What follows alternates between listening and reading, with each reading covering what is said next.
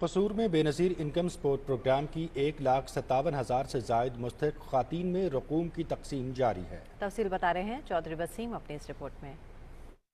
قصور کے شہباز شریف اسٹیڈیم میں بے نظیر انکم سپورٹ پروگرام کی 1,57,000 سے زائد مستحق خواتین میں 1 ارب 32 کروڑ روپے سے زائد رقم کی تقسیم جاری ہے۔ مستحق خواتین امدادی رقم کی وصولی پر خوش ہیں اور وزیر اعظم پاکستان میاں شہباز شریف کے اس عمل کو سراہتے ہوئے دعائیں بھی دیتی ہیں۔ اچھا اور غریبوں کی مدد بھی ہے اور غریبوں کو آسانی بھی ہوتی ہے۔